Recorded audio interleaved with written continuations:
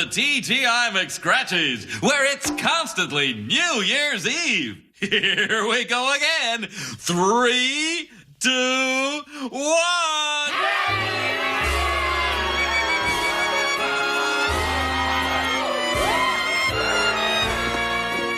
It must be wonderful to ring in the new year over and over and over. Please kill me. You're listening to the Piercing Wizard podcast, and I'm your host, Ryan Willett. I'm a professional body piercer with 20 years experience. I travel around the world teaching technique and safety classes, and I'm a member of the Association of Professional Piercers. Listen in as I talk to my friends and colleagues about our industry so we can all stay sharp. Welcome to the end of year podcast for 2024. I am Ryan, and I am currently in Nashua, New Hampshire. And who are you? Who am I? Yeah. I'm Lola. My name is Lola Slider, and this is my first time visiting Nashua in almost 2 years. 2 years. 2 years. 2 years. Yeah. I'm very excited, and in a couple of days I'm going to be guest piercing at Precision. Tomorrow I'm going to be guest piercing at Precision. So today... Is it really guest piercing if you're a staff member now? Well, recurring staff member, like Poochie. Yeah. Okay. Yeah. Well, we won't bore you too much talking about the visa thing because we've kind of mentioned that a few times on recent episodes, but maybe we'll do a little recap on the next episode. You can talk about how it was piercing at the shop, but I'm very excited for that. I wanted to talk about a few of the different things that went on during 2024. First thing I have on my list is I just want to say congratulations to the incoming board of directors for the APP. The election cycle just wrapped up, and they announced that it's going to be Pablo is coming back to the board, Brian is coming back to the board, and Sala will be joining the board for the first time. Yeah, and Mr. Worldwide. Yeah, really excited to see, Brian and Pablo have kind of shown what they do on the board. They have the experience with it, so I think we all have a reasonable assumption of what their term on the board will be like over the next few years. But Sala, if you're not already familiar with Sala and his work, I think you'll be really happy with what he'll bring to the organization. So I'm really excited to see how it goes for him. This year, 2024, we made 18 episodes of the podcast, which not the same as my peak. It's not like exactly weekly, but I did keep to my promise at the start of the year where I was going to at least publish something monthly. So I think as men age, they make fewer podcasts. There's like a slow decline. Mm-hmm. And that's okay. Yeah. Yeah. Yeah. Well, I can get on some podcast supplements maybe, and I can get those numbers up a little bit. Mm-hmm. So I made 18 episodes of the podcast, and I'm just going to guess 12 videos for Patreon because I do one a month for that. So I wanted to say thank you to everyone who took the time to listen to one or maybe more episodes this year. I want to say thank you so much to all of my subscribers and supporters at patreon.com/RyanPBA. And we did loads of classes this year. I think maybe kind of in the moment for some of that travel and some of those conferences and things, it almost felt like too much. I think we had more than one conversation this year about like the workload of it and the stress of it. But I think part of that though is that I've been unable to travel here throughout the visa process and everything. So we've had to really take any other opportunity to see each other, which means if we have to go to a certain place at a certain time, if we get to see each other, then we've been taking more opportunities to do that. So I kind of feel like we haven't had any downtime together since this is my first time being in your home for like 2 years. Yeah, it's tough when you think about it in those terms because some people might see it as like, well, how hard can it be if you're with your partner and stuff? But it's like, it's a big difference between the people who have a partner where it's this kind of mundane in a positive way, where it's just like, we have downtime, we have days off, we can just do a casual meal or dinner or a plan. For us, we have to plan for weeks in advance just to see each other. And then when we see each other, a lot of times we have to fit in some sort of work to be able to keep our shops open and, pay for all the flights and all the other stuff. So I'm really excited for what 2025 brings and, having you here more. And I know that will still involve some work, but I think it'll involve maybe a slightly easier workload. Yeah. So just to kind of get into some of like the personal stuff for us for the year, I'm going to hit you with the hard-hitting question of what was your favorite movie for 2024? So we just saw Nosferatu. Yeah. It was great. Yeah. It's not my favorite movie of the year. No. But I would watch it again and it was great. The Substance was amazing. Which I haven't seen yet. I'm really not kind going of to tell you bummed. about what happens in it, but it was incredible. And like what was better about it was that when I went to see it, it was towards the end of its run and there was no one else in the entire cinema. So for anyone that's seen The Substance, imagine the added drama of sitting in the middle of a completely empty cinema, watching it by yourself. Very intense. But having said that, I think my favorite for the whole year is still The Count of Monte Cristo. Yeah. It was so good. And I'm it was desperate to watch. the French version? Yeah, I'm desperate to watch it again. Yeah. Yeah. It didn't even bother me that when I went to see it, there were drunk people in the audience. Well, you live in Glasgow. Yeah, but like when you go to a late night Monday screening of a foreign language film, you don't expect people to be getting steaming, and yet Glasgow. Yeah, not a lot of crossover between like hard liquor and subtitles. No, but they were loving it. They seemed to enjoy it as well. Yeah. So it didn't even bother me. But like I'm desperate to watch it again.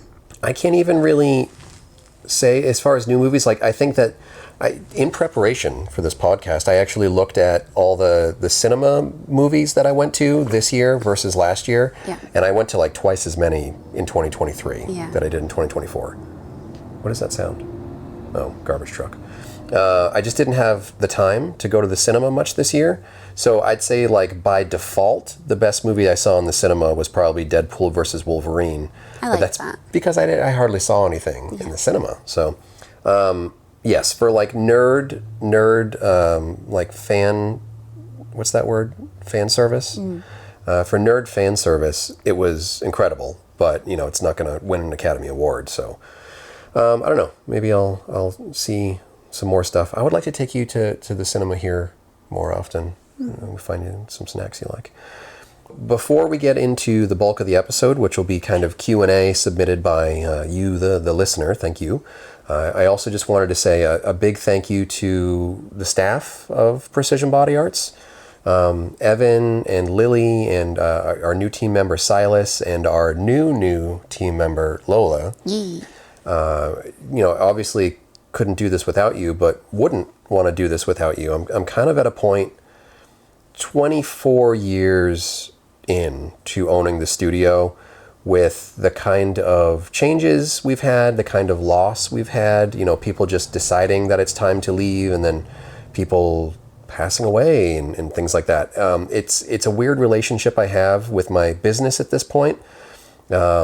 And now it's the people in that business for me. And it's not so much like the money. I mean, obviously I need the money to be able to pay the people, but I think it's the experience of the people and seeing them grow. And, Lily especially has done a killer job this year with jewelry and content creation and, management and all that stuff. So that's fantastic. Evan is still just like an amazing piercer. And, I count on him for so much. And, Silas joining the studio was kind of a breath of fresh air, and having you and seeing what you're going to be doing over the next weeks, months, years. I'm really looking forward to the future of the studio, and I'll talk more about this maybe in the future. But there's some tattooing going on in my studio again, which is I didn't expect. Nature is healing. Yeah. I didn't expect it at the start of the year, but I feel really happy with where the shop is at the end of 2024. So how do you feel about Forest?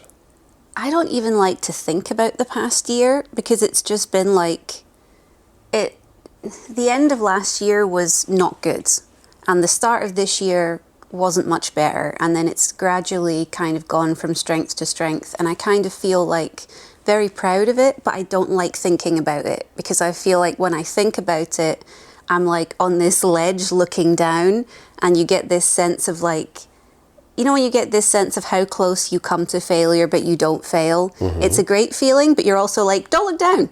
Don't look down. Like when I think about being back in February, like I started the year in my old studio and I moved studios in February. And since then, we've done a lot of travel and a lot of instructing, and we've done the visa, and I've been working a lot more intensively with my apprentice to try and, I mean, they're a junior piercer in the studio, they're still my apprentice, but we've been like really making that final push to get them to be, you know, just more of a full service piercer. So we've been pushing that really hard the past couple of months. And I definitely just feel like relief, I guess, that the year has come to an end and everything's okay. But like, it's almost like a don't look down kind of feeling. But the staff is just Jordan. Like Jordan is the staff. And I try and make it clear to him as often as I can that like, while it is my studio, it's just the two of us there. When we're successful, it's half because of him. So I want him to feel like pride in the space. I want him to be rewarded increasingly year after year. I want to be pushing for him to grow and not just, you know, sitting and stagnating. So I try my best to make him feel appreciated. I like to think that he does feel appreciated, but he's worked incredibly hard this year. So I definitely want to acknowledge that the studio wouldn't be what it is today without all of his hard work in particular as well. Yeah, well, since you're definitely not going to do it yourself, and I don't know how many people other than Jordan would even be able to say it. I also want to say that you're just doing really, really good, and I'm really proud of you. Thank you. Watching everything you've done, like over the last couple of years, but you know, this year especially too, like a lot of growth this year, and I don't want you to lose sight of that. That's like a recurring thing on some of these like year-end episodes is like you don't really stop and think about where you were 1 year ago very often.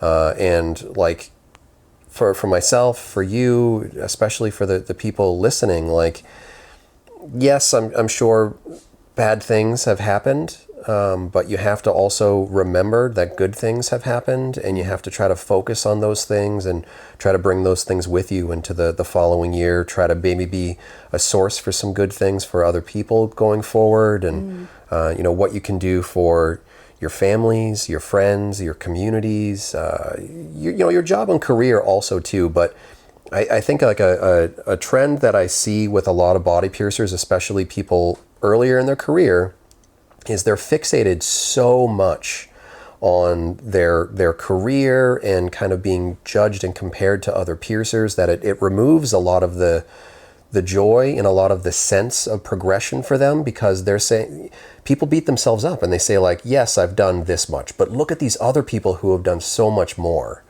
And like, you can't be that own voice in your head. You have to focus on like your achievements and your goals, no matter how small they are, no matter what the growth is. Incremental growth is still growth. And I want people to be proud of the things that they've done this past year. Yeah, sustainable growth.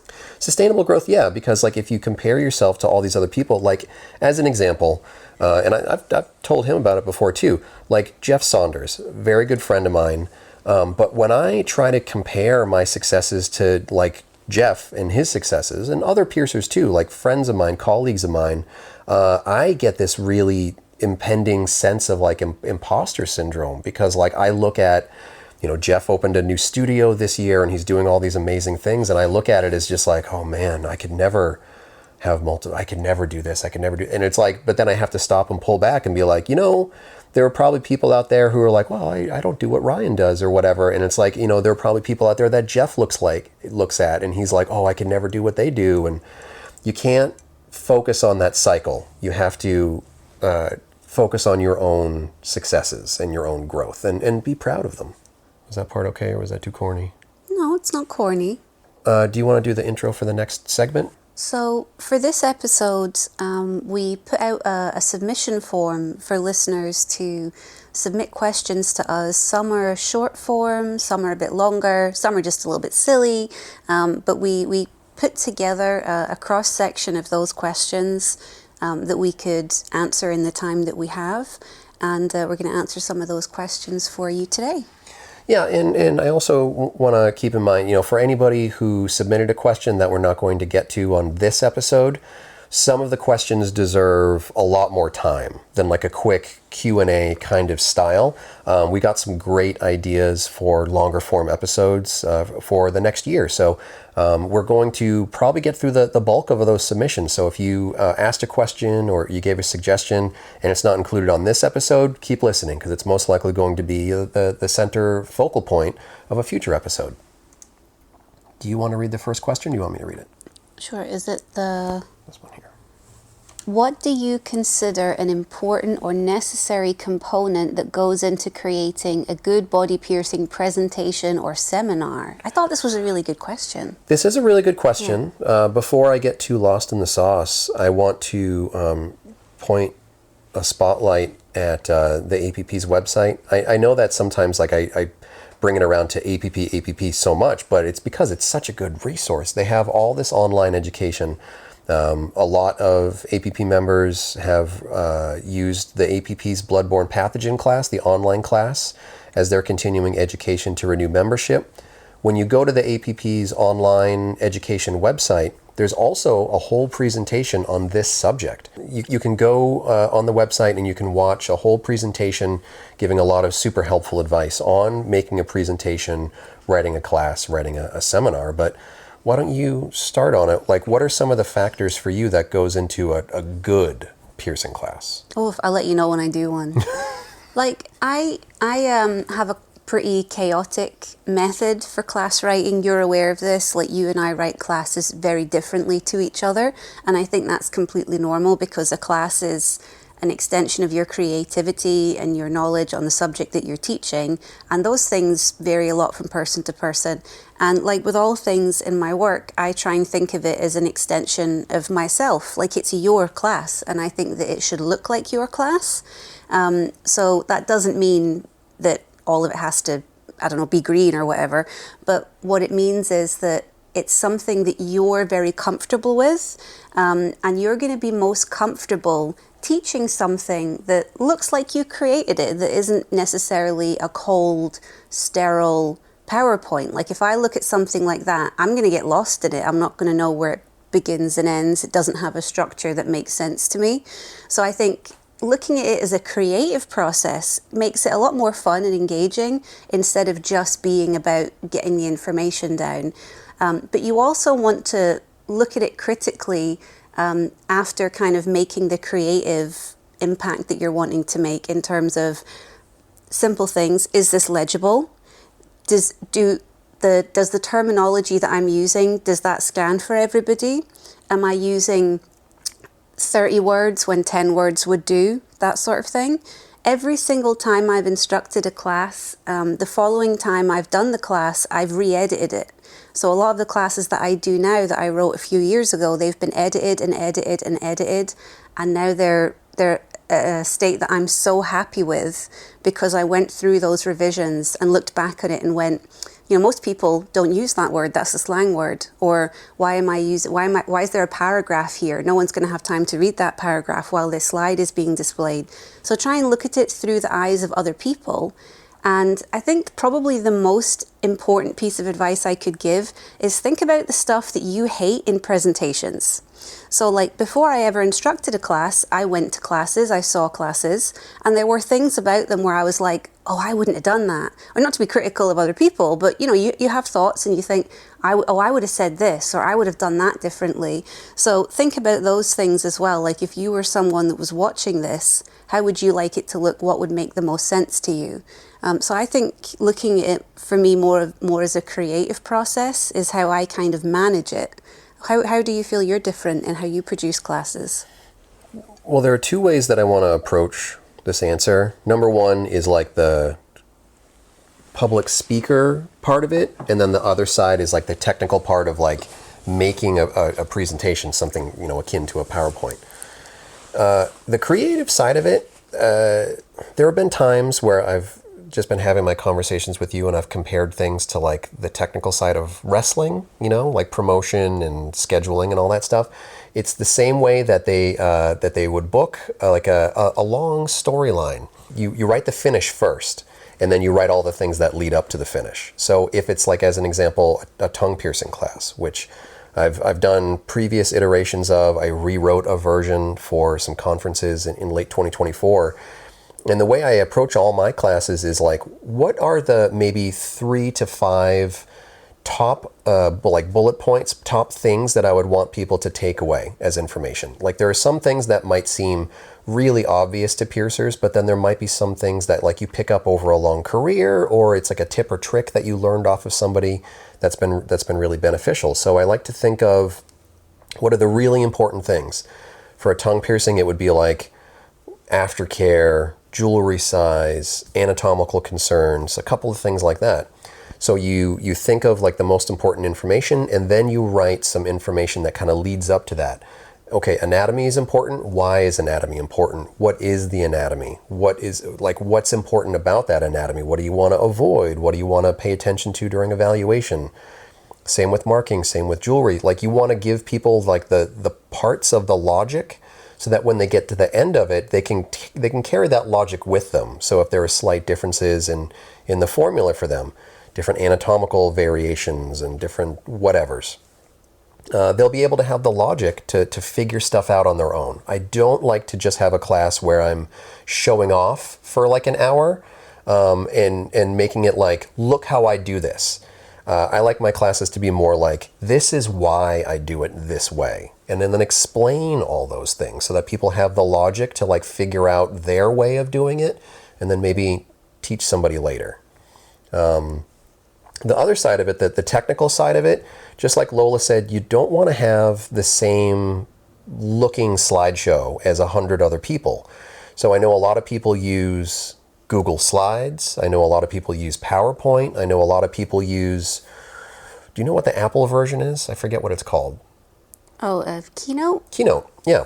So when you look at Keynote, you can scroll through lots of different templates, and then all of those templates will have different elements within them, and those are all just kind of like things that you can use and you can modify, and you can use that as a foundation, and then you go in and you change the colors, you go in and you change the fonts, you go in and change the pictures, and all these different things to make it look like your own. Like, don't just grab a template and fill in the template and then just use it generic. Like Lola said, you have to make it look like you.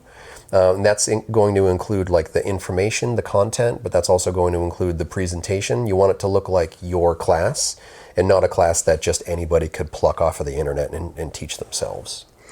Yeah, my class writing style is very visual because I don't have a script or anything. Like all of the classes that I do are based entirely on me following basic prompts for the presentation and then just sharing information that I know. Like that's what works best for me than reading from something. So I can include visual prompts just for me in the presentation. For example, if I have a section of the class where 10 slides are in one shade of green, and then when we move on to the next portion, I don't know why I said green, but like 10, a certain shade of green, and then maybe when we get onto the next section, the background color changes. I know other people won't be aware of the pacing, but I'll know, okay, I'm past that section. So like I can leave visual cues for myself, so I know what's happening, but it's not actually written down for me. See, like we basically do the same idea, but in two extremely different ways. Like you write and rewrite and practice and memorize your presentation so much that's what you need. You need like the color cues and things like that. But for me, I don't do that. I'm a we'll do it live, pal, kind of thing, where I do instructor notes on the slides. So like for every slide, I'll have a very minimal amount of text on the screen. Like Lola said, you don't want to have a whole paragraph worth of information on the slide. A huge pet peeve of mine and a lot of experienced instructors is when people are just reading their class off the screen that anybody else could also just read sitting there. It's like you shouldn't just be reading what's on your slide. Otherwise, this could have just been an email, like this meeting could have been an email.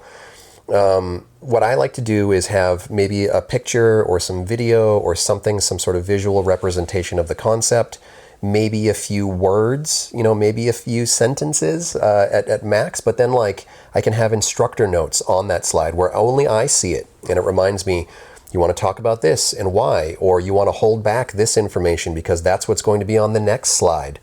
I think a lot of beginner instructor errors that I see would be like you get so excited that you end up over teaching per slide, or you end up like wasting so much time in the first like half of your class, or it's pacing issues.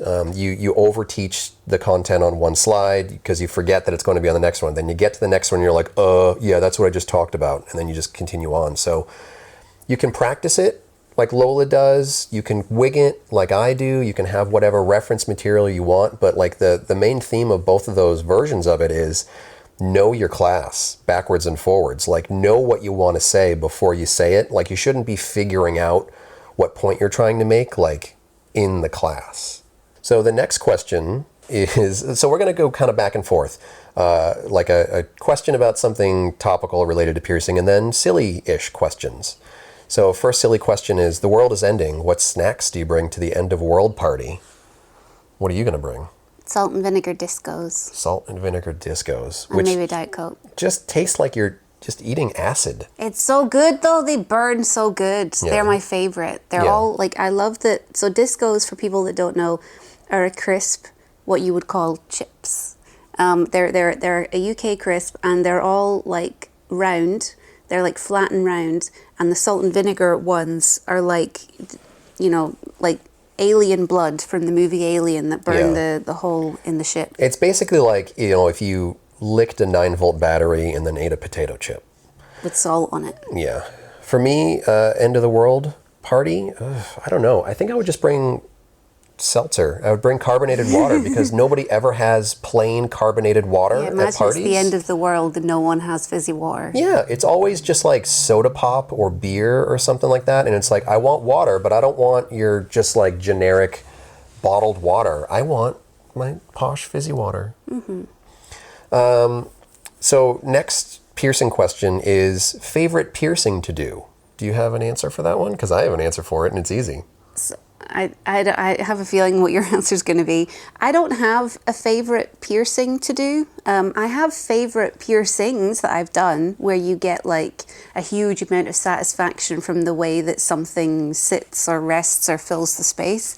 But I don't have there's no piercing that when I look in my calendar and see that I've got it, I'm like, oh yes, brilliant. Like I don't have one of them. Yeah. I think it's because if you have a favorite piercing, you inevitably have a least favorite piercing. And I don't even really like to think about it in those terms. Like same thing. If I scroll down the list of appointments in a day, it might be like, based on convenience or something. But to be honest, and I don't mean this in like a crappy way, my favorite piercing to do is the one I'm getting paid to do. Mm-hmm. It's my job. So it's like, I want to take care of everybody. I would say maybe out of that, I especially like it when people are getting more than one piercing in a sitting, because that's what really pays the bills. But I mean, like, I want to love what I'm doing while I'm doing it. So I don't want to have the inversion of that.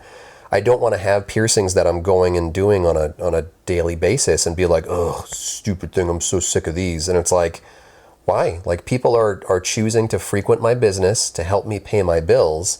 And if they want to do it with an earlobe, if they want to do it with a double inverted mega difficult thing, they want to do it with a nostril, like, I love all of those just as much because it keeps me in business. I enjoy doing bridge piercings. I get piercings that I enjoy the challenge of and like feel, like I have something to give. Like this is something that I can do well and I feel good about that. But I don't have like a favorite thing to do. Not really, no. Yeah. Do you want to read this one? Ryan, what wrestling promotions do you follow that aren't Beyond Wrestling or Wrestling Open? Who's your favorite wrestler? I am almost 100% certain that my friend Ray submitted this question, so thank you, Ray. I love wrestling, if I haven't mentioned that a couple dozen times on the show. Beyond Wrestling and Wrestling Open are the shows that I go to like on an almost weekly basis. Basically, like, if I'm home, if I'm not in Glasgow with you or out in the world doing a work trip or something, I'm usually going to be in Worcester on Thursday nights for those wrestling shows. So outside of that, I don't really watch any wrestling anymore because, like, you go to that much wrestling on a weekly basis, and after a while, no matter how much you love something, it gets a little bit like tedious in a way. So I'd say like the only wrestling that I pay attention to out of joy would be New Japan Pro Wrestling. I don't really follow any other indies, and I don't watch WWE. Maybe like the big pay-per-views, WrestleMania and stuff like that. But other than that, like wrestling is one of those things where I don't really fill my joyful free time with wrestling in the way that I used to. I usually fill it with other things, like video games at this point. But my favorite wrestling promotion that's not Beyond or Wrestling Open is New Japan Pro Wrestling. The next question, we might need to be a little bit political on it due to fear of retribution, but it's a favorite jeweler. So, favorite company that makes jewelry, favorite person that makes jewelry.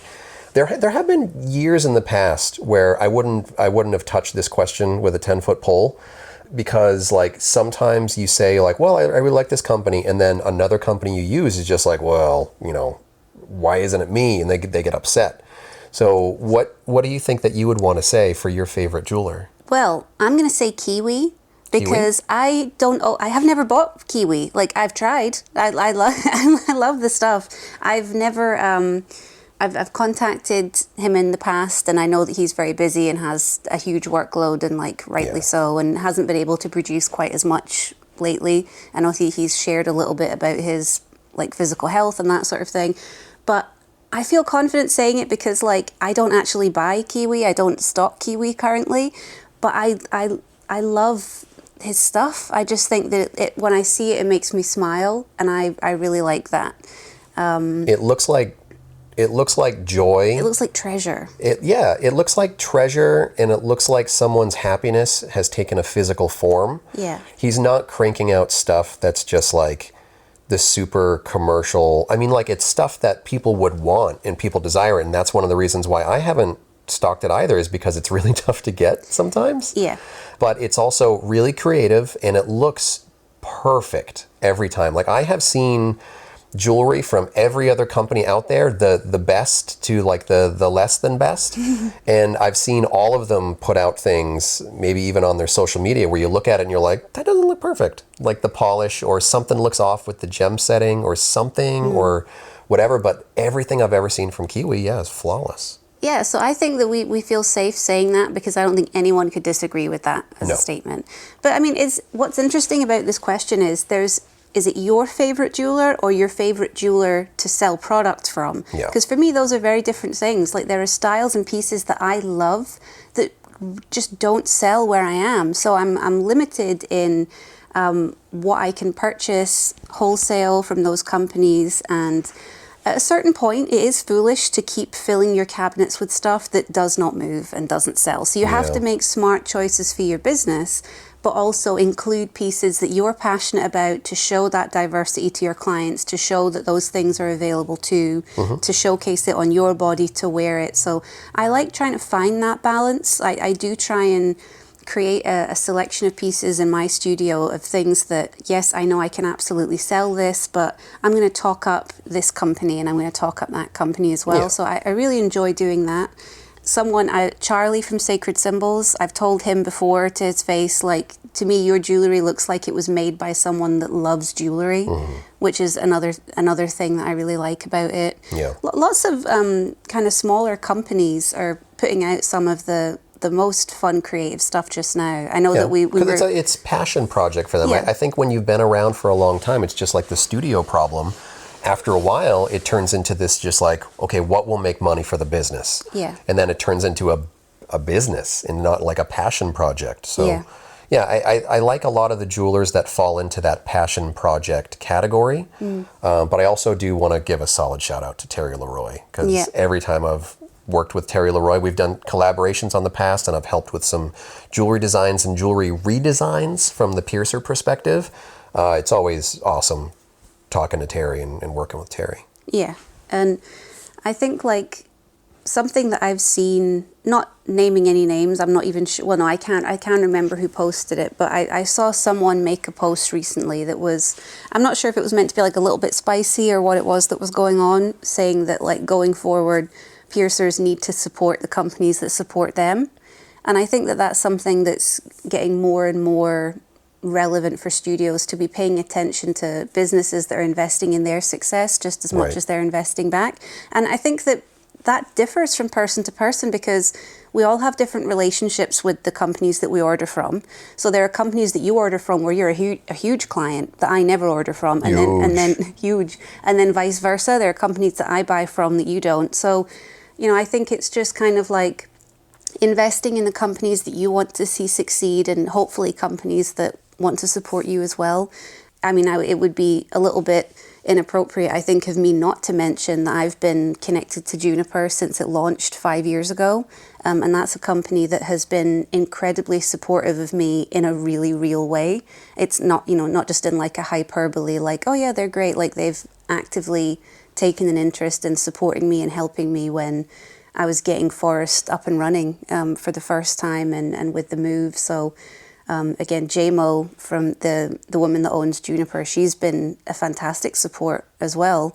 But that's just a connection for me. There are other people that are going to have connections to the businesses that they support that are unique to them. So I think that it's two different things. It's jewelry that you love, and then there's also like companies that you love to work with. Yeah. And they can both be completely true in different perspectives as well. Yeah, you can love what they make, and you can love the people who make it. And I think everybody will have their preferences. Yeah. What about this one?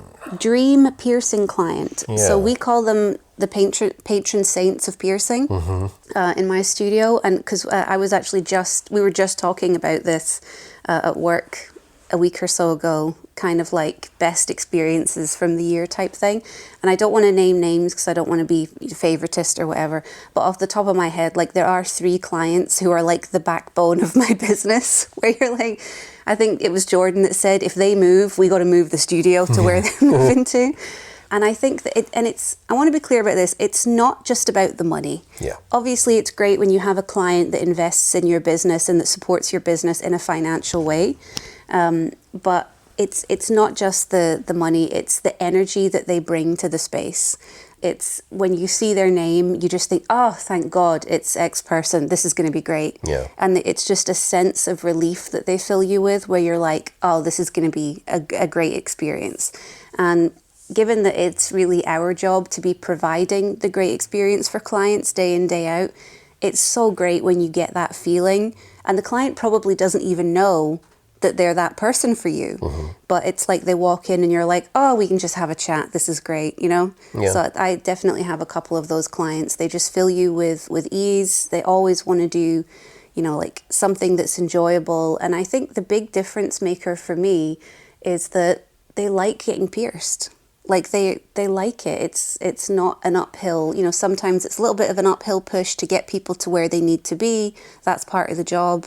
But sometimes you get to do work on someone that just accepts that discomfort is part of the process, and they're just really happy to be there and get something done. And it's just like a weight is lifted, So I definitely have, a couple of those clients that I could think of. Yeah, we have those like the champagne of clients. Yeah. We talked about it sometime, like Evan and I and the rest of the staff will kind of talk about it from time to time, like these people that come in, and I don't want to make it seem insensitive, but a lot of times I have difficulty remembering people's names. I can remember faces easier than I can remember names. So like when people come in, it's like, oh, welcome back, even though I might not remember their name. But like when it gets to the point where we're remembering someone's name, and you see it on the appointments for the day, and you're like, yeah, it's gonna be great. I'm gonna see this person, and they're always really just cool, and like you can tell that they love piercing, and they're never difficult. Sometimes it can be like a challenge getting people what they want or need, but that doesn't always mean that it's difficult. Sometimes we have difficult clients that can make it a little bit tougher. I would say that a lot of my best clients over the last year have been kids, piercing earlobes on kids. And I know that a lot of my kids' lobes have also been just laborious. Like a lot of them, it's tough to get through some of those work days when it's like lots of little kids in a day. But every now and then I get these kids that are just like, they're just so cool, and like being able to do an awesome set of earrings for some 8-year-old who's just like a really cool kid. I like that stuff a lot. So, dream piercing clients, I think it's the ones where it doesn't feel like you're working and it just feels like you're doing something fun. Like those are pretty nice. Yeah, and there's also like I've talked about this online and stuff before, that it's normal to not get on with everyone. Like, it is completely normal to not get on with everyone. You still have to be polite and professional and courteous at work, but like, it's very normal for you to meet 1,000 people and not every one of you to be best friends. Like, that's normal. So I think when you do get those moments where, for whatever reason, you're, same wavelength or whatever, you just click. It's very comfortable, it's very organic, and sometimes it's like you learn about when people get pregnant, when they're getting married, when they're getting divorced, like all of these important life things, or, like they're adopting a pet or traveling, and they come in and see you and you have that like, oh, what's going on with this? Like, it is a really nice feeling of familiarity to be part of those milestones with somebody, even if it's just in a tiny way. That's what makes me feel like my job matters, is I remember them, they remember me. Decades from now, it might be one of those like, oh yeah, do you remember when you got your ears pierced? They don't have to remember Ryan or whatever, but just remember even one little element of the experience. Like, I think that would be very, very fulfilling, very satisfying to me. This next one, we got several versions of this same question. I feel like this is something that we're going to need to do maybe a full episode about throughout 2025, but the basic root of all those questions was, what helps you with imposter syndrome if you struggle with that? It's a multifaceted concept, because like, I don't really feel imposter syndrome like I should quit piercing, but I definitely one of the worst things that I can do for myself mentally is comparing anything I do to anything someone else does.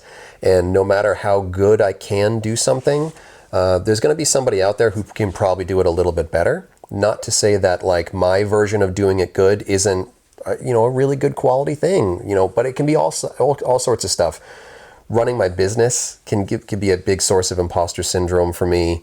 Doing piercings, being a boss, being an instructor, being a partner, all these different things. Like, you can carry guilt, you can carry shame, you can carry self-doubt, you can carry all those things, but like, at a certain point, why? Like, as a body piercer, like, just try to just be happy with who you are and try not to just constantly compare yourself to other people, because there's no upside to that, really, in my opinion.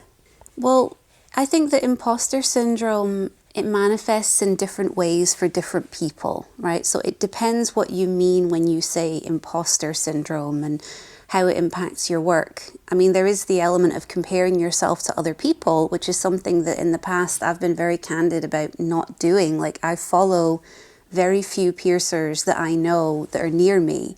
And it's not out of intimidation or any kind of negativity or anything like that.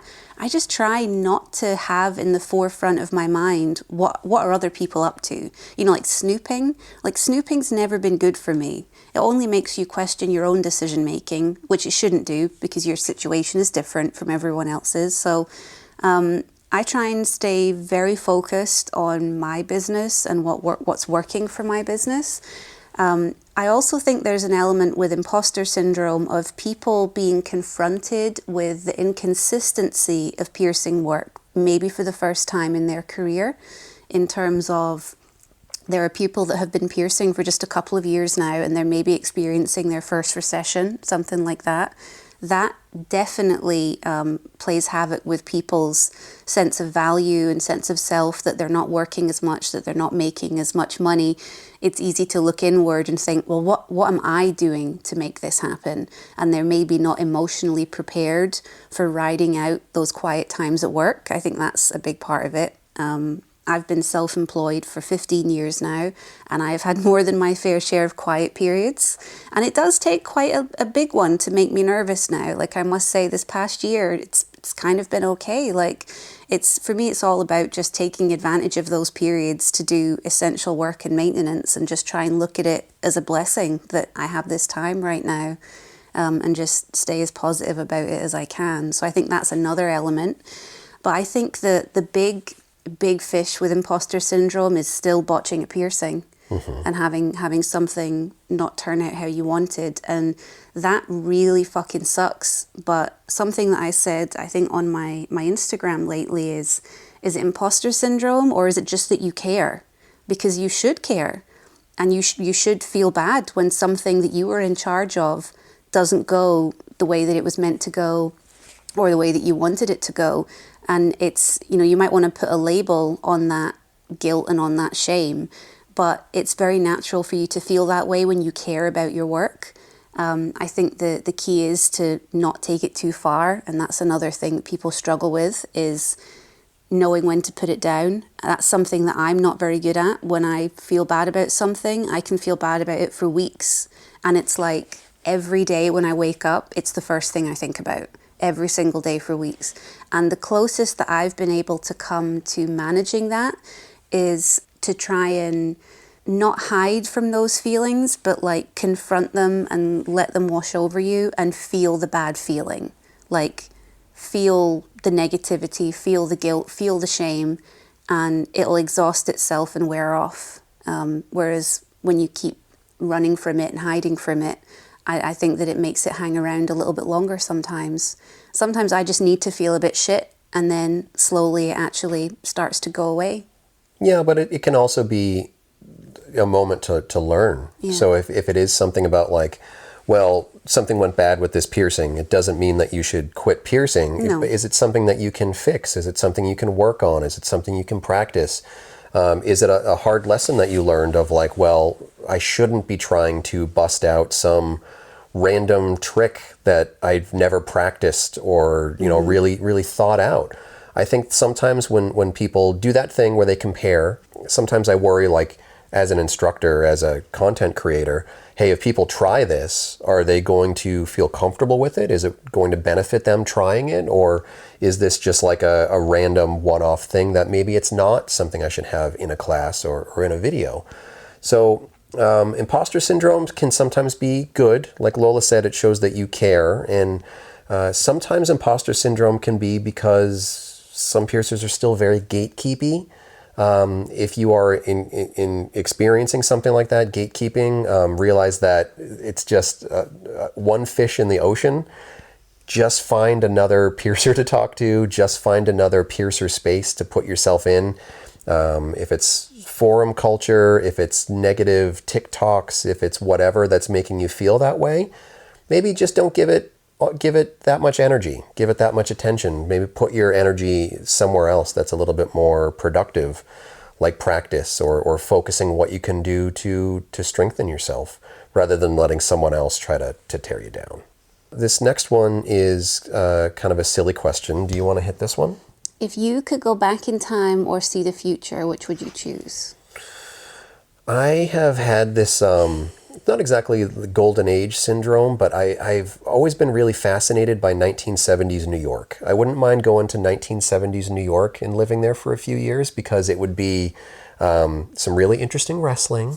It would be punk rock. It would be rap. It could be drag. It could be all kinds of amazing things going on in the 70s in New York when they were still kind of like micro cultures. And I think it would be really fascinating to see where piercing would fit into culture in the 1970s. Or where it was, where it was happening. Where it was happening. Because, it was happening. Yeah. It wasn't happening in studios yet, but it was happening. So I think all that would be really fascinating to see. The future, we're going to get there, and sometimes I feel like the future isn't going to be quite as magical as like sci-fi movies would lead us to believe. Like I don't think I'm going to have a flying car in my lifetime, and I don't think I'm going to see Mars, but I bet the New York of the 70s would be pretty cool.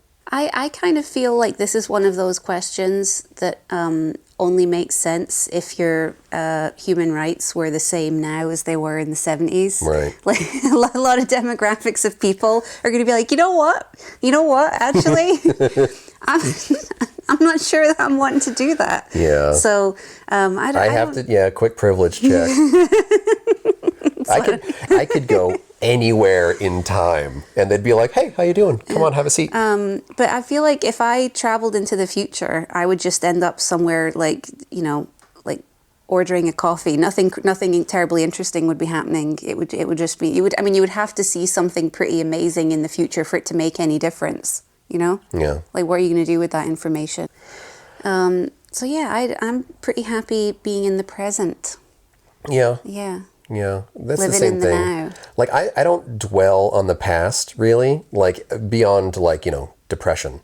And, like, the future, I don't think beyond, like, my work calendar, so... Yeah, and I have anxiety, so I can't think... I worry about the future, and you worry about the past. Yeah, so we anxiety should just be and depression. We should just be right here in the middle. Yeah, peanut butter and jelly. Yep. Next question. What do you do during the slow season, in quotes, or periods of less volume to bring people through your door? Do you offer specials or express interest in performing certain projects? Or do you just budget for the slow times and rock out? I feel that a lot of piercers seem to be going through this slow season. I budget. I know Yeah. I know when I'm going to be quiet, or at least I have a rough idea of what the ebb and flow of that is going to be for me. I had definitely had. It took me a long time to learn that in self-employment you have to plan for a year, not a month. And there are going to be months in that year where you make next to nothing, and then there's going to be other months where you do tremendously well. And I think when you can't really hinge your economic success entirely on your own personal studio choices. A lot of it is just dependent on the money people have, and what else is going on in their jobs and in their lives. So like, I try not to obsess too much about what I'm doing, and I definitely don't like to make knee-jerk reactions to quiet periods. I think, we both agree on this. I think that when you do specials or a lot of specials, when things are quiet, you do train people to wait for specials. And it works with me as well. Like there are companies online, not piercing related, but just, shopping and things, where I'm like, I'll wait for the sale. Like if you're just training people to hold off till there's a sale, that can actually make the problem worse as well. Let me actually compare it to something adjacent to work. Stickers. Over the last year or two, I've had a lot of different designs that I've sold and given away and whatever, and I've been using a website called Sticker Mule, and they have all kinds of specials. I signed up on their email list, and every week I get, hey, would you like 50 die-cut stickers for $9, or would you get this, or would you get that? So a lot of times when I'm doing my sticker designs, I wait for one of those emails, and then when I get the email, I make an order. There was this kind of like gap in between discounts, and I was like, oh, let me just go and look at their website and what their regular prices are, and it was like 3 times what I'd been paying for with specials. So it literally did the same thing Lola's explaining. It trained me to just wait for the next sale. So those companies, they plan for that because they have high margins with their sales. They have lower costs, so they can predict that a lot of their gross annual income is going to come from people shopping with them during sale periods. Like, it's all planned out. They know that it's going to happen. Whereas our industry, on the other hand, our businesses are much smaller. Our margins are much smaller. We're really dependent on the work that we do person to person. I mean, a couple of extra people a day in the studio can make an enormous difference to the bottom line of a small business. So they're not really comparable. And in that respect, training clients to wait for sales can be very harmful to a business. So they should be used really carefully. I would say if you wanted to do a one-off thing, if you wanted to do a fundraiser for a charity, stuff like that can be great. But I would say stay away from those like Friday the 13th specials. Stay away from those like free piercing days or something. I've seen piercer friends, business owners, run their own store out of business because they've done too many specials and they've just trained their customers to wait for a deal. And I don't want people to wait for a deal. I want them to support the business. Otherwise, there's no business there for them. The whole like promotion method of like, hey, I really want to do these piercings, so I'll give you a deal. That's a slippery slope. I think that can benefit someone who's more like in a trainee space, an apprentice, something like that. You can say, well, the apprentice needs to practice whatever piercing. But when it's a more experienced piercer, it does sometimes look a little desperate. Like sometimes you see, going back to jewelry companies, sometimes you see jewelry companies throwing out a lot of specials and deals because it looks like they're maybe a little bit slower, and it doesn't always read in a way that would inspire confidence in a way. It's not like... It can look like a sinking ship. It can. So you want to be really cautious about it. If it's for a specific reason or purpose, that's great. But if you're doing them so frequently that people have the mentality of like, I'll wait and catch you on the next one, it's going to be pretty harmful for your business. So next question, it's a two-parter. Ryan, your favorite food or beverage from Scotland? And Lola, your favorite food or beverage from America? And we were kind of talking about this earlier, like, do you have anything that's that drastically different in the States than in the UK, other than the amount of salt and sugar that they can legally put in food? I would just wondering at what point they banned seasoning in the US. So I'm spoiled when it comes to food. I'm from Glasgow. The food's amazing. Yeah. It's so I didn't appreciate it for a long time until I started traveling other places, but you can get everything and it's all so good. Yeah. So it's like, it's hard to compare. It's ruined my life in a lot of ways because I crave a lot of things that I have to fly across an ocean to eat. Mm-hmm. And I'm talking about more than... I should clip that out. So like even the garbage stuff in Glasgow, like even just little kind of shitty throwaway things are like the best versions of that thing. Ramen. There are 2 different kinds of ramen that are amazing in Glasgow. Like not just like, it's not even like one good option. It's like there are several. Like if I want a really good like tasting menu, like if we want to go like upper echelon, like fine dining restaurant stuff, like there's kelp, there's ubiquitous chip, there's, what's the Scottish one? Ardnamurchan. I can't really pronounce that correctly, but like loads of restaurants like that. Donuts, there's Tantrum. The Falafel Man. Ramen, and just all kinds of really good stuff. Street tempura, yeah. So yes, it's incredible. Like I have really, and beverage, I got to give a solid shout out to Buckfast. To your Flaming Moe. Flaming Moe, yeah. And I know anybody who's actually drank Buckfast and you're from the UK, you think that that's like a complete garbage person answer. But I think a lot of those people, if they'd come over for like the APP conference or something and people trick them into drinking Malort, then they'll go home being like, oh yeah, Malort, blah, blah, blah. Buckfast is way better than Malort. So yeah, Buckfast. Yeah, so I feel like that's what I bring to the relationship is food options. Like I don't know, we thought about this earlier and I was having a hard time thinking of food that's American food, you know? Like, so what's something that you would say? I mean, you could say burgers, but you have killer burgers in Glasgow. Yeah, I like the burgers too. Yeah. I like, you know what? I like Budweiser. That's American. Yeah, but you've never had a Budweiser in America. No, but like is it different in America? No, it's the exact same everywhere in the world. Well, like if I'm somewhere and I want something safe, like a beer that's just I'll take a beer. I'll have a Budweiser. You know what? Like that whole thing about like IPAs in America. Is that like a trash answer? No. I'll have a Budweiser. Well, no, but I mean that is the Love Actually answer. I'll have a Budweiser, please, king of beers. That's not at all what you said. No, I nailed it. I fucking nailed it. That's Colin, king of sex. So yeah, but thank you for that question. It was fun to think about it. Can you read this from afar? Who are some non-industry professionals, businesses, or services you rely on or have relied on in the past? Do you want to answer that, or you want me to hit it?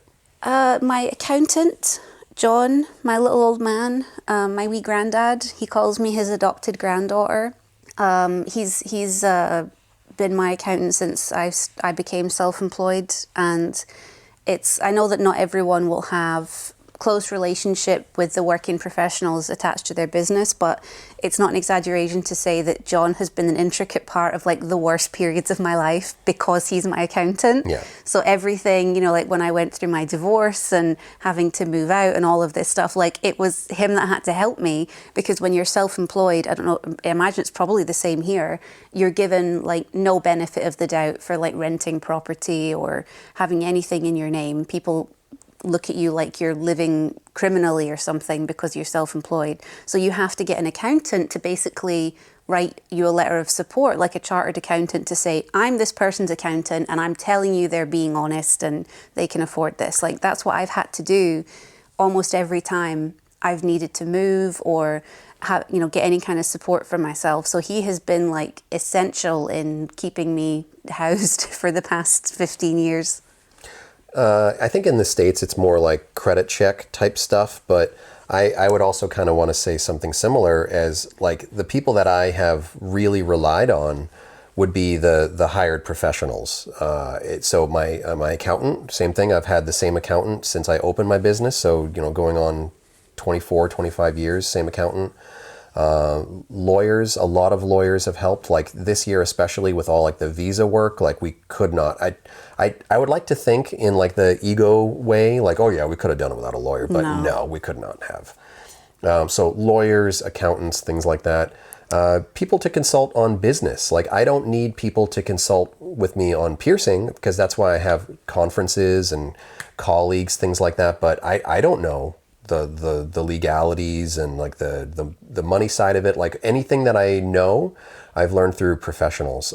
So if you're starting out as a business person, like if you're in a studio and everything is taken care of for you, you do your job and you go home with a paycheck, like that can be really great. But if you're in that role of like self-employed, independent contractor, business owner, all that stuff, like you shouldn't be trying to guess. You shouldn't be trying to teach yourself through YouTube. I mean, that can be a great starting point, but I think that starting point is how to put together the list of questions that you will bring to your professional, bring to your accountant and your lawyer. So I got a lawyer for the first time not that long ago. And there's this kind of ongoing joke that I just seem to attract very eccentric professionals. Oh, you mean your magician friend? Yeah, my lawyer dresses like a magician, which is all the funnier because he rides a bicycle everywhere. At least it's not a unicycle. And he's fantastic. Like he's really fantastic. So, but like when I was looking to lease my new studio. When I leased my first one, I did it without a lawyer. Big mistake. Yeah. The second time round, I didn't want them to know that I didn't have a lawyer at that point because I was like, they're going to take advantage of me like the last time. So when they were like, so who's representing you for this? I just went, oh, it's this person, and just gave them the name of the lawyer who processed my divorce for me, who was our magician friend. And I was like, yeah, so, you can just send anything to him and that's fine, making it look like I knew what I was doing. And then like after I left, I phoned him and I was like, hey, listen, if this guy calls and asks you if you're my lawyer, can you just say yes? And he was like, yeah, sure. What are we doing? So it was just a very funny moment to have to call him and be like, if somebody phones, I've told them that you're helping me with this, and I will give you money, but like just so that you know, please tell him that you know what's going on. There's a completely different way you could handle it because he is a professional and he could have just done it ahead of time. I know, but I didn't want them to call him and for him to be like, I don't know anything about this. Yeah. So that's okay. But yeah, he's lovely as well. I know that it can kind of feel I don't know, what is the word, gatekeepy in a way and privileged to give an answer like that because not everybody can afford those professionals. But like, I'll tell you that it's a lot more costly to not have those professionals than to save up or wait until you can afford those professionals. Yeah. Like it can cost you way more money to try to go into this stuff blind. It did with it, like as I say, the first time I set up Forest, I did that by myself because I didn't have the money for a lawyer, and I only learned after the fact how much worse off I was at that point. So you can screw yourself over for years in advance. Like as an example, like not forming an LLC at the start and doing everything through that LLC instead of your personal information, your personal credit score, your personal banking. All these different things, tax advantages, like just a year of doing this stuff without a professional, a good accountant or a good lawyer, it can be thousands of dollars or tens of thousands of dollars that you're losing out on, wasting, might be penalized for in the future, all that stuff. Yeah, so I would say there are a couple of non-industry professionals that have helped us a lot. So this next one is somebody just wants us to tell the story of our first date. What was our first date? Yeah. Well, what's our first date that we can talk about publicly? So, like, the thing is, we lied to each other and ourselves for quite a while that we were dating. And I think it was because... just real casual. It was very fragile and very uncertain. And being transatlantic and everything, weren't really sure if actually dating was going to be possible, if it was going to be sustainable and all that kind of stuff. So we just kind of didn't deal with it for like months. And then eventually we're like, yeah, we're dating.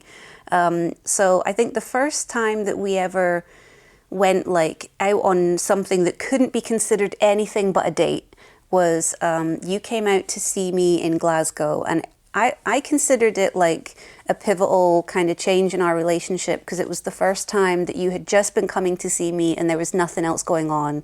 There was no work, there was no other reason for you to be there, like you were just there to see me, which sounds weird because like how could you be going on your first date when someone's flown into the country to see you?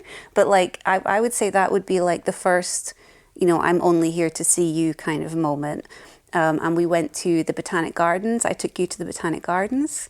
We got a picture under a great big leaf. Yeah, it was very chilly because it was the winter time. So I wanted to take you somewhere where, well, for one, it's free, which is great. Yay, shout out to the Botanic Gardens for still being free. They were going to start charging people. And Really? then there was a lot of anger, so it's still free.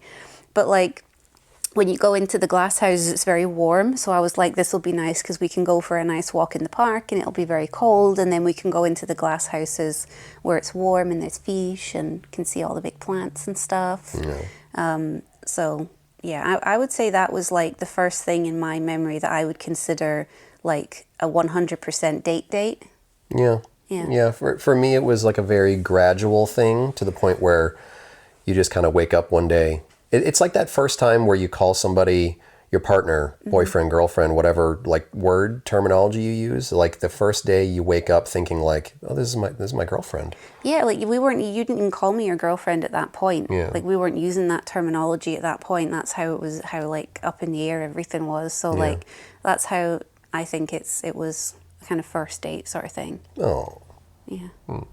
And look at us now. Yeah. Next one, I'm going to try to make sure that you give the non-spicy answer. How dare you? What do you think about surgical steel? Let me clarify something first before you go off on your tangent. Why would you even think that I would? Because you're from Scotland. Number one, surgical steel is not appropriate for body piercing, in my professional opinion. I am a member of the Association of Professional Piercers. So if I am going to use steel, which I am not opposed to, I would want ASTM certified steel. And I believe that is F138. Yeah, that's right. And that is implant certified steel. When you hear terminology like surgical steel, stainless steel, a lot of times those are terms that are used to reference instruments that are not likely to rust. Surgical steel would be what they would make tools out of so that they can reprocess them without them rusting, without them oxidizing. Surgical steel, stainless steel, things like that are not the same thing as implant certified steel. So that's about as picky as I'm going to get. But ASTM, American Society of Testing and Materials, has a certified grade of steel, F138 steel, that is approved for medical implantation. I think that it's not going to be used quite as commonly as things like titanium these days for body jewelry and for surgical implantation, but there is an ASTM certified steel, and that is also on the approved materials list for the Association of Professional Piercers. So what's your thought on it? So I still use F138 steel all the time for genital piercings. I love it for genital piercings. I'm happy to use titanium as well. Some pieces I have in a mixture of both. Some are just in steel, some are just in titanium. I'm happy to make custom orders for people with a preference, but I love larger gauge steel jewelry. I just think it looks so good. I like the weight of it as well. It's a bit heavier, which I think makes more of a difference when you're doing something that is a little bit larger. I don't know. I think that there's a lot of misinformation about it. I have had clients kind of go, oh, steel, like why are you using, and we've had kind of a conversation about it, and ultimately it's always up to them what they'd prefer. But implant grade steel has, if I'm remembering this correct, like I don't want to get scolded by Brian, but I think it has a chromium finish that either prevents or slows the nickel release rate so that it is unlikely to cause nickel sensitivity in people that have nickel allergies. We are experts on body piercing, and yes, materials falls loosely under that umbrella, but we're not material experts. We rely on people like Pablo Perlmutter. We rely on people like Brian Skelly. We rely on other people who are, frankly, smarter than we are when it comes to this kind of technical information. But yes, my understanding is also once you take steel and you put a sufficient quality of a polish on it, a mirror shine polish, you're actually creating a layer of chromium oxide on the surface of the jewelry, and that's what's in contact with the body, is that chromium oxide surface, not the actual steel itself. So there is a lower likelihood, a lower exposure to some of the materials in that alloy, nickel being one of them. And I think having conversations with your customers. If a customer says to me, oh, I have a horrendous nickel allergy, then maybe we don't have steel enter the conversation. But if that's not the case and they're quite happy wearing the steel, it's a material that I like to work with very much. It's very friendly for me to handle. I don't use tools for mostly everything that I do, so having materials that are very workable for me. I love niobium for that reason as well, super easy to bend and manipulate and that kind of thing. So there's a lot of pieces that I still use regularly in the studio that are steel, not so much for waist up piercing, but would be happy to use it as a material with the client being informed of what they're wearing as always. And I think that it's something that is a little bit of a pet hate of mine when you see somebody posting saying, if your piercer uses steel, you should run away. And I'm like, okay, that's misinformed. And then when you question it, it's like, okay, well, not that steel. And you're like, well, there's just as many types of titanium that aren't appropriate as well. So that's the danger of giving half of a fact, So I don't really stock steel in my studio. I do have some steel, but I would classify it as legacy jewelry that I have bought from companies previously. Reputable companies, verifiable material, F138 implant certified steel. It's not going to just be mystery metal steel. But there were things that I phased out years and years ago in my studio. When I got to the point in my studio where I was starting to bring in threadless jewelry and gold, and this is probably 15 or more years ago, I was bringing in titanium as a marketing strategy. It was, okay, all these other studios in the area use that kind of other steel, the mystery metal steel, the non-verified, non-certified steel. And I don't want to expend a lot of time and money and energy trying to compete with something that's called the same thing that customers aren't going to be able to understand the difference of. I could bring in steel that would cost me a lot more than the steel that other studios were using. But I thought that maybe instead of that, why don't I just bring in just purely titanium as my kind of entry-level material? And it was really a marketing tactic for me. Just like Lola says, there are bad and inappropriate versions of titanium. But I think when customers hear the word titanium, they kind of see it as this fancy thing of oh, they're using all titanium. And I think a lot of other piercers have kind of done something similar where they've brought in titanium, or maybe their studio had done it years before they even started piercing. So they knew nothing about piercing with steel. It was always, okay, I started with titanium, maybe some gold, maybe some niobium, but I started with titanium as my foundation. So why would I ever want to even look at steel? Steel has been used in hundreds of thousands, millions of piercings historically throughout the world, still being used today. People are healing with steel. The appropriate kinds of steel are going to be what I would consider safe. But if people are looking at titanium as the only good option, I think that they're kind of fooling themselves in a way. If your choice is to use titanium as your foundation, like it is mine, great. I applaud you. I think that that's a great move to make. But I don't want you to demonize implant certified steel. I don't want you to demonize ASTM F138 steel, because that's still verifiable from the source. With those ASTM standards, it's still an approved material for the APP. That means that APP members can use it, and they're supporting the mission of the APP by using it. If you want to make another choice, that's up to you and your studio, just like we've made the choices that are appropriate for our studios. But I just want people to understand the difference when we're talking about steel and the difference between the types that are out there. Anything else you want to hit on for that? No. Okay. Do you want to read this next question? Does Ryan let Lola fulfill Godzilla roleplay? If not, when will Ryan let Lola fulfill Godzilla roleplay? You gonna dress like a building and let me smash you? Yeah, I'm gonna dress like a building, and you can stomp, and then you can smash me.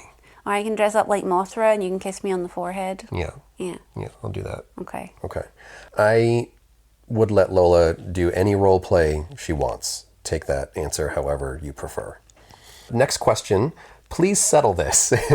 And I don't know if we're the right ones to settle it, because we were arguing and debating it before we recorded this. Ashley piercings. Should we use curved barbells or labrettes? When I started piercing, I was using labrettes for these, but now I'm hearing so many piercers using curves. I'm at a point where I don't offer them anymore because I don't want to potentially make someone's healing hell. Here's the thing, is what piercing anatomically are you defining as an Ashley piercing? Because I define those as a vermilion piercing, which is a piercing on the vermilion tissue of the lip and basically going straight back into the mouth. So my definition would be probably a labrette post. But when you heard Ashley, and when I read this question to you, you thought about an inverse vertical labrette. Yeah, so to me, the Ashley's always been an inverse vertical labrette, and a vertical labrette is almost invariably done with a curved bar. So you're inverting it and flipping it inside and putting a disc on the inside. Like that's how. So I don't offer this piercing anymore. I wouldn't be against doing it again. It just doesn't really fit with a lot of the styles and sizes that I'm currently doing. Being mainly a threadless studio, I don't consider threadless jewellery to be safe to put inside the mouth. So for example, it would have to be a fixed flat back for me. Nothing's threadless ever. But I also think that with the rise of lip filler, so many of the people that ask me about this piercing now have lip filler, and I can't do the piercing for them. So until that overlap kind of dies down, it's probably not really going to be on the menu for me. I think the only thing that'll die down in that scenario is people asking for that piercing, because I think filler is just going to get more and more commonplace going forward. I think that's a great point that we should also bring up on a future episode, is just talking about how our understanding of filler and how that can affect piercing, that you cannot pierce through filler. Or should not pierce through filler. Should not. To me, it's a curve, and I also think it's a very anatomy-dependent piercing, and sometimes the answer should be no, and if there isn't enough tissue there for it to sufficiently house a curve with a flat disc on the inside, maybe they shouldn't be getting the piercing done. And I also think that if you're doing Ashley piercings, particularly with that exit right in between the teeth, I don't want to see you posting shit about those horizontal tongue piercings, because I'm not judging. Yeah. I don't get, this is something that I talk about to you all the time, is like, it bothers me amazingly little what other people do with their bodies, I just see it as being none of my business. But if you're going to post and post and post about this is really bad for the teeth, I don't want to be seeing no Ashley piercings on your feed. Yeah. Well, so here's the thing, is I don't offer Ashley piercings in my studio at all anymore. I don't offer an inverse vertical labrette, and I don't offer a vermilion piercing anymore, because I don't want to have to feel bad about somebody ruining their teeth on a piercing that I did. There are piercings, like, to be a hypocrite, like I will do, philtrums and labrettes and side lip piercings and tongue piercings. And yes, you have the potential to damage your teeth and gums with those too. But I think that it's a higher likelihood on something that would fall into the Ashley piercing category. Yep. I had an Ashley piercing, and I bit on it once, and my life flashed before my eyes. It was awful. Yeah. I think that you can do a version with a curved barbell. I think you can do a version with a labrette. Yeah. But I think it really depends on what your definition of an Ashley piercing is specifically.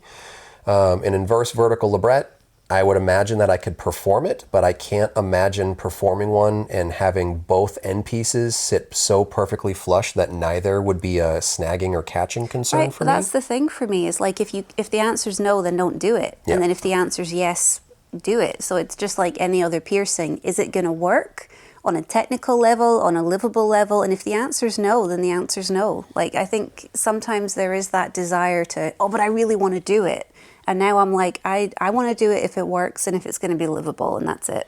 This last question that we talked about before we started, trends, I want to actually kind of say something that continues off of the Ashley thing. Mm-hmm. So this last question that we're going to do for the episode is, what trends do you see growing and disappearing for 2025? I'll tell you a trend that I've noticed in 2024 is more and more people have come all the way full circle to maybe making some poor choices on the jewelry that they're piercing people with. And it might fall into the but gold kind of answer, but I've seen a lot of orbitals performed with jewelry that should never go in an orbital, initial or healed stuff that it's like, it's so obvious that you installed that and there's a seam inside somebody's piercing, or there's some sort of like ornamental edge or front of a ring that's like being embedded or pushed in a weird way. Like, I want to celebrate people to experiment and to try new things. I want to see people bringing back orbital piercings and stuff like that. But you have to know how to do the piercing and have the piercing heal before you start trying to put your little twist on it. Like, I know that again might seem hypocritical because I post all kinds of stuff that it's like, look at this slightly rare variation, but it's because I've done them before, probably with more simplified jewelry that I'm not posting pictures of, and I've seen the results, and they're good results. And then I maybe move on to a different version of it or something. That's a trend that I don't want to see growing in 2025. I see younger piercers posting these questions or these theories about like, hey, I want to try this, and hey, I want to try that. And a lot of them fall into the category of like, we all tried that 20 years ago, and it was proven to be a bad idea because of this, that, and whatever. I think that the piercer community moves every couple of years as to where the information lives online. And I think some of this stuff was lost to the BME years, not really archived, not really shared in ways, lost to maybe the MySpace years, the tribalectic years, all those different things. And now when people are maybe on like the tail end of the Facebook years for piercer community, they're kind of going back to these ideas where it's like, you're going to have to learn some of those lessons the hard way, unfortunately. And maybe, I don't know, people could find a way to talk about that more. Maybe we could find a way, maybe other instructors, organizations. I don't think that this stuff necessarily needs classes of like what to not do, but maybe an article here and there could be helpful. Maybe a little video or a little reel here and there could be helpful to say like, these are the basic fundamentals of an orbital, and you have to maybe try it a little differently. Do you want to touch on that, or do you want to get into the I think stuff? a badly done piercing with really expensive jewelry is still a badly done piercing. Yeah. And I feel like 2024 has been the year of incredibly expensive, badly done piercings. In terms of the amount that I've seen and not to single anybody out, like I would never do that, but the stuff that you're seeing, like I did a class, not this year, but the year before, on initial piercing jewelry for UKPP to address this exact problem, where I was like, here's the reason that this is so hazardous, and you're over here talking about how this material is inappropriate. Look at this design. Look at how inappropriate this design is. This is just as harmful. This is just as damaging. But the person paid you a shitload of money, and I think there's a huge problem there. Yeah. Like I still regularly turn stuff down all the time at work, even if it means I'm turning down money if I think it's a bad idea, if it's not going to work. And I'm hoping that is a trend that disappears in 2025, is that people get some damn sense. So you're really starting to gel this thought in my mind, and I think that it's different facets of the same problem, is that we are in an economic downturn. Yeah. It's not that there's one coming, it's that we're in one right now. And I think that we are kind of at a point where the business model for some studios has really started to not lean, but like really fall over into this category of fewer piercings for more money. And I'm probably going to be in that category also, like, where we are in a mostly appointment model. We have mostly like fancy options for jewelry, things like that. It's a little bit of a higher entry point for our even kind of basic piercings. And I think that that's the model that our studio has kind of settled on. Some studios might have a similar model, and it kind of is forced upon them in a way where it's like you're not doing 20 or 30 piercings a day anymore. You're maybe only doing 10 piercings a day, which can still be really healthy depending on like what you're getting per ticket, what your overhead is, what your margins are, all those different things. But sometimes people might be saying yes to things because they're excited about the potential income from it, the ticket that you might get. Maybe it's a little bit more tempting to install jewelry that's kind of borderline on a really slow day, a really slow week, a really slow month. You have bills to pay. You have jewelry that you have to move. I don't really want to get myself in a position where I have to make those kinds of decisions, and I don't want to really fully judge people if they make some decisions based on those kinds of factors, because your business has to be open to be able to make any decisions at all. But as far as the part of the question, the trends that you see growing and disappearing in 2025, I don't want to be doom and gloom, but I want to tell everybody that 2025 should not be a year where you take a lot of gambles with your money. I think that you should be buying jewelry that you know you can sell, that you can focus on selling. I think you should maybe try to scale back some of your expansion plans, or taking chances on like very large investments that you aren't positive will give you a return, because you don't really know what's going to happen in 2025 economically right now. So that's something that I really want people to think about for the next coming year. And do you have a positive way to spin that without it sounding so miserable? Under promise and over deliver. Great. That's what I would say. Under promise and over deliver. That's something that I try and keep in mind with my business. I think during times where things are hard, where there's economic hardship, what clients appreciate above all else is consistency. Here's where we are, here's what we can do. And I think that that's the kind of thing that keeps people coming back, is knowing that there's a service they can rely on. Even if it's not a service that does everything, they know what it does, and it's easy. I think that making things overly complicated, or like you say, looking too much into expansion, carrying new lines, introducing new stuff. If I was living in I am living and working in an area that's very working class, that there's not a lot of money on the street at this moment in time.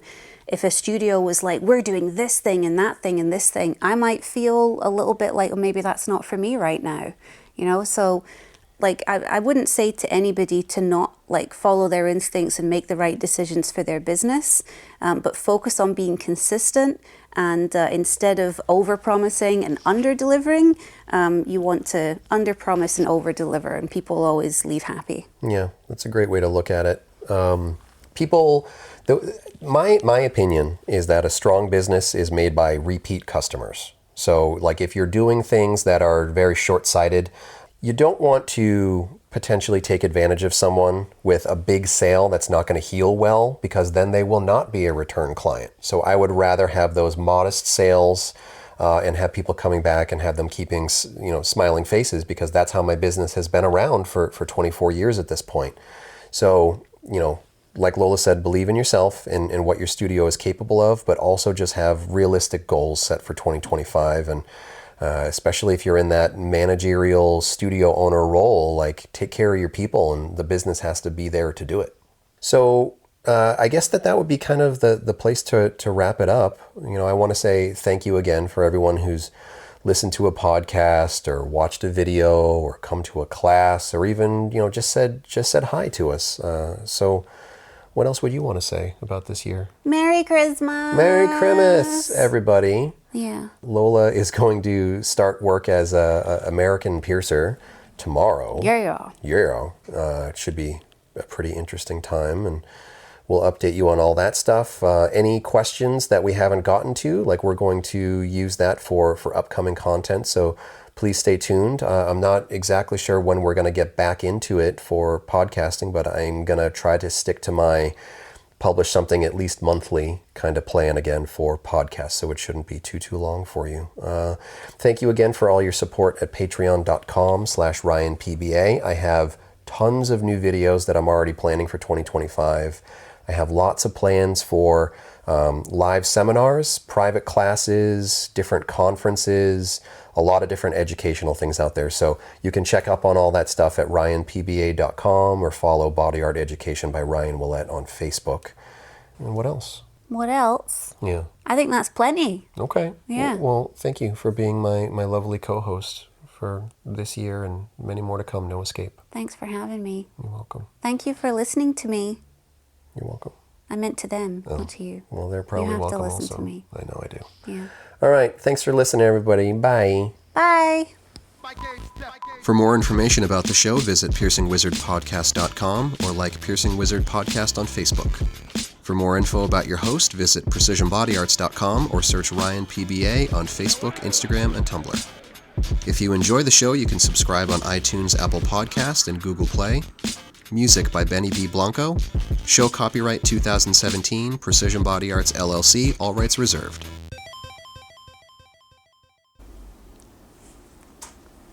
You ready? You want to get it out of your system? Okay.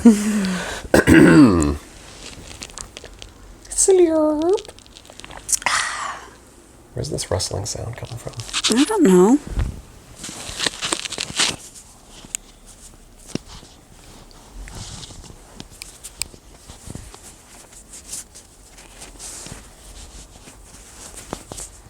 All right. That's better. All right. Ready? Mm-hmm. Okay. Oh, I'm going to switch this to this fucking side.